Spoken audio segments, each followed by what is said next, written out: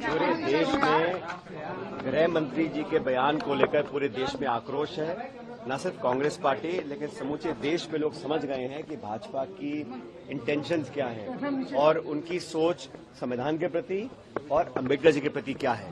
उन्होंने जो शब्द बोले हैं, जो अपमान किया है सदन के अंदर उस व्यक्ति का जिसने हमारे संविधान का निर्माण किया, उसका जो अपमान किया है, जो अशोभनीय भाषा का प्रयोग किया है, मुझे लगता है उसके लिए उनको माफी मांगनी चाहिए और पूरे देश में मांग उठी है कि उनको इस्तीफा देना चाहिए नैतिकता के आधार पर। और हम लोग चाहते हैं कि भाजपा का जो असली चेहरा है, संविधान के जो प्रावधान है, जहां गरीब, दलित, पिछड़े, आदिवासी, उन सब लोगों के संरक्षण का जो संविधान में प्रावधान है, उसके प्रति उनकी मंशा सही नहीं है। इसीलिए इस प्रकार के अपशब्द बोले गए।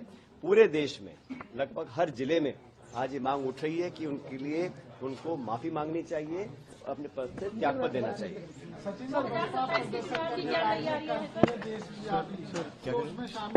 क्या करें?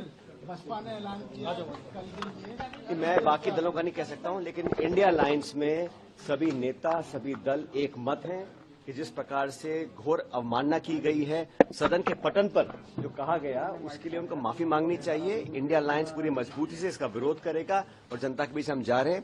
कांग्रेस पार्टी हर जिले और ब्लॉक में जाके लोगों तक ये संदेश दे रही है कि जो घटनाक्रम घटा है और खासकर पार्लियामेंट के अंदर अपनी गलती को छुपाने के लिए उनके स्टेटमेंट के बाद जो गुस्सा लोगों में पैदा हुआ, उसका ध्यान डाइवर्ट करने के लिए ये पूरा ड्रामा रचा गया पार्लियामेंट के अंदर, जहां राहुल जी, खड़गे जी को जाने से रोका गया।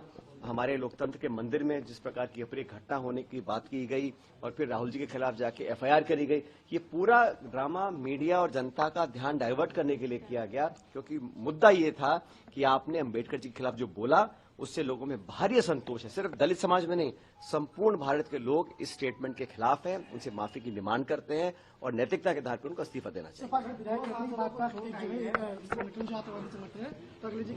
मैंने कहा ना, इंडिया गठबंधन पूरा एक है और सब नेता एकजुटता से बात करें।